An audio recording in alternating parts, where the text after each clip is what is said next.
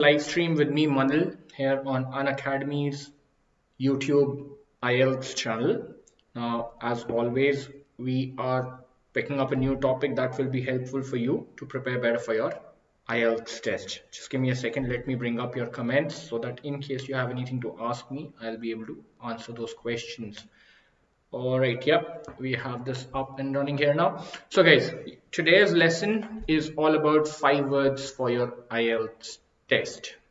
Just before we move on to that, I want to just tell you about who I am, what I do, and how can I help you on Unacademy's app to help you prepare for the IELTS test. So my name is Manil Agarwal. I am an IELTS trainer and have been doing this for a little over 2 years now.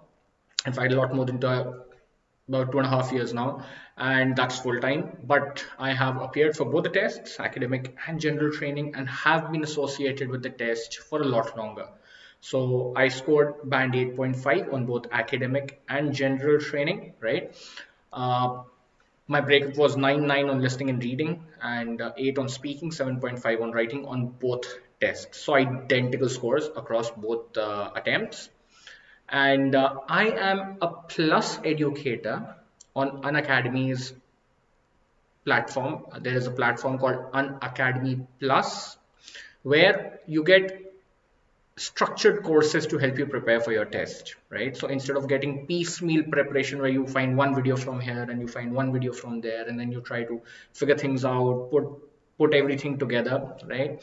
What we do is on the Unacademy Plus platform, we create courses which help you prepare for your test right from scratch all the way to the point that you're comfortable to score high on the test itself. So I offer 2 courses, right? There is one which is the grammar course. This particular course is for the kind of students who are weak at English. Now, I keep saying this time and again that if you want to perform well on the IELTS test, you need to know your English well. Otherwise, you can't, right? There is no मेरे को ये सिखा दो, मुझे वो सिखा दो, मेरे को एक trick बता दो, मुझे एक magic बता दो, right? This is not Harry Potter. As much as I love Harry Potter, unluckily this is not Harry Potter, right? That I shake a wand and you score a band 8.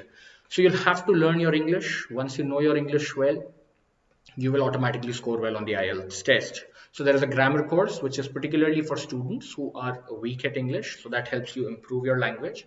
And then there is a regular IELTS course where I run you through listening, reading, writing, and speaking. So it is for the people who are already above average or better at English, and all they need to do is just get familiar with the test, understand what are the kind of questions that they'll come across and how to answer those questions. So very straightforward preparation. Both the courses are for 3 weeks each, and they are an hour. The classes are an hour each, Monday to Friday. So it doesn't take very long to get ready for your test, right? So those are the details of my courses. Now it's not you have to pay a fees to come attend these classes. Very affordable, costs you 2,700 rupees a month. But if you use my code IELTS by Manil, you get a 10% discount while you are subscribing. All right, so that comes down to about 2,430 rupees for the month. Now if you're somebody who is weak at English, I recommend you take the 3 months subscription, which is 6,600 with the discount, 5,940. Right, so having introduced myself, told you about what we do, what are the lessons, what are the courses that I offer on Unacademy Plus, let's come to the topic at hand, which is vocabulary. So today I'm going to teach you 5 words which will be helpful, which will be useful for your IELTS test. Now in yesterday's video, I had put up a list of 20 topics which are usually where IELTS from which IELTS asks questions across all 4 sections: listening, reading, writing, and speaking. And rather than just randomly memorizing 4 or 5 words and then trying to use them by hook or by crook in your test, it is better that you pick up a theme, and then from the theme you learn as many words as possible. And you don't just randomly learn those words. Actually, you should learn how to use them in a sentence. What is their meaning? What kind of an answer can I use it in, right? It's not that because you've learned 5 words, so you'll score well on the test. It doesn't work like that, okay? It's just that these are five. The benefit of learning this vocabulary is that when you get a question, uh, you know the terms that can help you give an answer. Okay, so I'll come to that. So that list of 20 words was on yesterday's video. I haven't put it up today. There is another class scheduled immediately after this, so you can always come back for that and see that whole list with me over there, right? But today's topic, I've picked up information technology as our topic for this class, right? And I will be sharing 5 words associated with information technology that can be useful for you on the test. So the very first one is computerization. Now I'm sure a lot of you already know these and know this word, but then why should I bring it up since most of you already know it? Well, the problem is you know it, but you've forgotten about it, or you won't be able to recall it on the day of the test.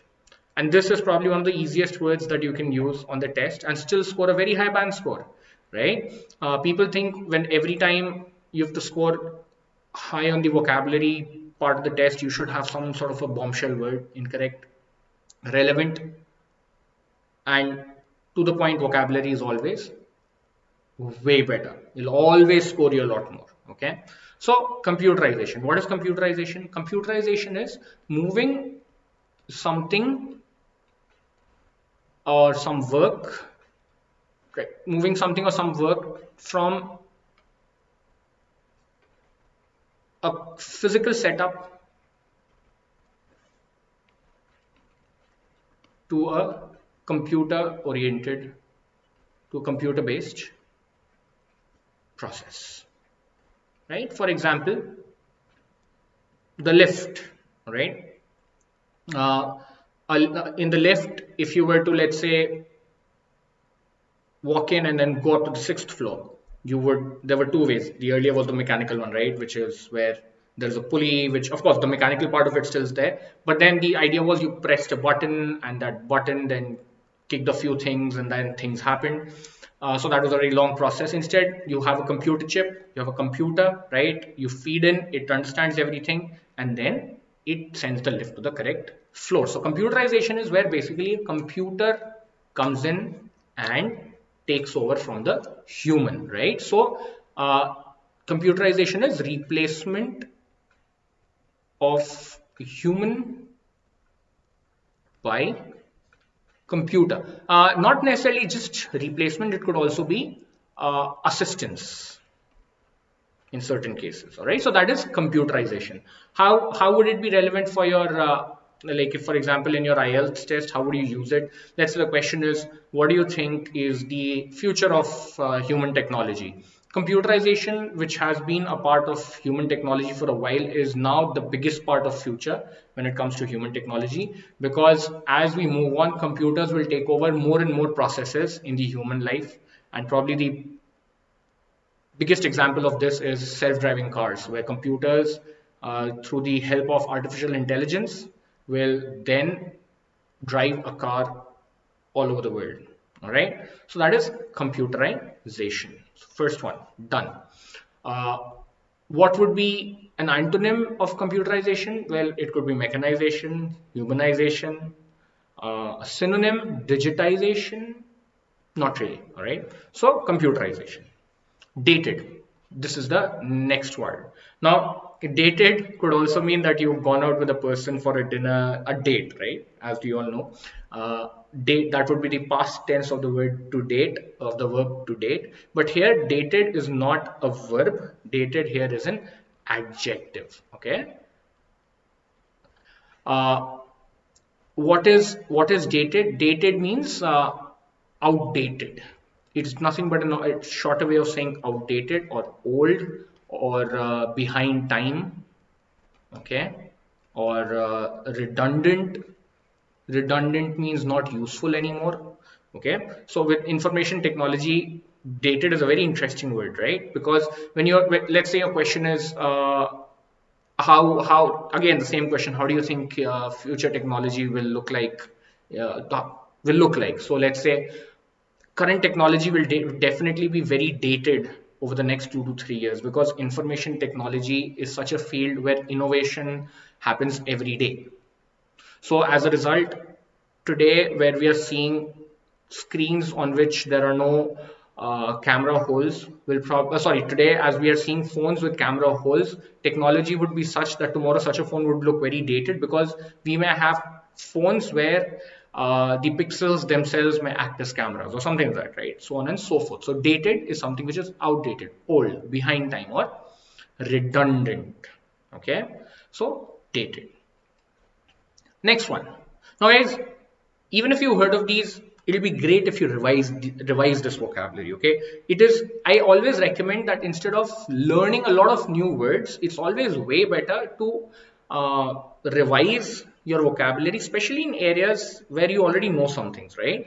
Because once you revise, it always helps. See, this vocabulary already exists. You already know this vocabulary. So on the day of the test, all you need to do is, when these words come back to you, you build your answers around these words. Okay, these are kind of words that can help you build your answer, and rather than trying to learn words which are like very random, which don't really come attached to any theme. Next one is display. What is a display? Well, display can be two. It can be, of course, one noun, and it can also be a verb. So display as a noun is, of course, your screen display, the screen, or the primarily the screen, or also a setup of things which sort of create a picture for you. That is a display, right? So screen, in other words, is a display. And if it is to be looked at as a verb, in that case, display means to show. When we look at it as a noun, is a screen, as a verb, to show, right? To use it in a sample sentence, again, it's a very simple word, very useful word, right? Displays as they are today will probably change massively in the future. Today we are dependent on displays which are of a single shape and cannot really be changed, but with foldable technology coming through the door now, very soon phones, laptops, cars, or any other digital device will have displays which can change shape, probably even form, to help figure out the best way for you to look at the information that you need to see. Okay, so display. Now to look at it as a verb. Display, these days companies are very interested in displaying, okay, or these days companies make sure that they display what new innovation and technology they have developed, as that is what keeps the buyer interested. Okay, so they want to show whatever new technology they've developed so that the buyer is so constantly interested. So there we have it. So as a noun as well as a verb. uh, the next one is intranet. What is the intranet? Now, we've all heard of the internet. Okay, we've all heard of the internet, but very few of us have actually heard of the intranet. So internet is basically a connection of all devices around the world which are connected to a common network. Intranet, on the other hand, has its boundaries, right? So intranet is a system that is limited to a space or an institution. Okay, so let's say, for example, let's say Reliance, right, India's largest company. So Reliance, if it wants, it can have an intranet. Instead of plugging itself to the internet as we do, it may create its own internal system where all the information is put on its servers, but only people with authorization from within the company will be able to use the information from there. They'll be able to pick up the information from there. So that's an intranet. In fact, Russia has just tested an intranet. Russia wants to go off the internet, okay, because they feel that there is too much information and too much noise and chatter on the internet, which probably is correct, right? Everyone has an opinion. Anyways, that's not what we're talking about here, right? So they have tested. So even a country can have its intranet. A company can have its intranet. A school can have its intranet. Schools are in fact very famous for having intranets. Why? Because schools do not want students to be exposed to anything and everything. So they create their own servers, and to that server a person can get connected. A student through their laptop or phone can get connected and then collect all the information that the school wants them to have access to. So that is the intranet. So what have we done till now? We've done 4 words: computerization, dated, display, intranet. Again, dated is not about going out with another guy or a girl for a dinner, right? Dated is about being old, outdated, behind time, right? And the last word, the cyberspace. We've all heard of the cyber cafe, right? We've all heard of the cyber cafe. Cyber cafe is where, let's say, if you don't own a laptop or a phone and you don't have access to the internet yourself, you would then go to this place and then you'll be able to access a computer and then connect to the internet, right? So that is a cyber cafe. But what is the cyberspace? So cyberspace is what you actually access from that cyber cafe. So cyberspace is where all of internet exists. The virtual world, okay? The virtual world of the internet is called the cyberspace. That is. So for example, the cyberspace is so vast that nobody knows how many people exist on it and how many identities have people actually taken on while entering the cyberspace, right? Cyberspace is considered today to be the biggest repository of all information available to mankind, right? So that is the cyberspace. So those are the 5 words we had to learn today. Once again, computerization, dated, display, intranet, and cyberspace. So I hope you have understood all 5 words, right? I will be picking up another 5 words in the next live stream, which will start in about 10 minutes from now, 10-15 minutes from now. But before I bring this one to a close, just want to very quickly remind you that here on YouTube, we only do a very small part of what you need to learn. Okay, these are just snippets. If you really want to learn well for your test, download the Unacademy app. On that app, go find me. My name is Manil Agarwal, M-A-N-I-L, Manil Agarwal, and start following me. I do full 1 hour lessons for free on the app about 5 times a month, right? So you can attend those lessons. And then from there, if you find it useful, you can then join me for my structured lessons on Unacademy Plus, where there's a proper course to help you prepare for IELTS right from scratch all the way to the point that you're ready for the test. Okay, so it is best you download the app and see me there on the app itself. And of course, there will be more videos coming out from me here on the YouTube channel as well. But like I said, these are only snippets. So I will now bring this lesson to an end. Thank you so much for joining in. Thank you so much for watching. If you've joined later, you can watch this video in a while once it gets published and look at all the 5 words again for yourself. And great. I'll see you in the next live stream. Keep practicing, right, guys? For IELTS, it's very important that you keep practicing. And remember, for IELTS, keep it simple and stick to the basics. Goodbye.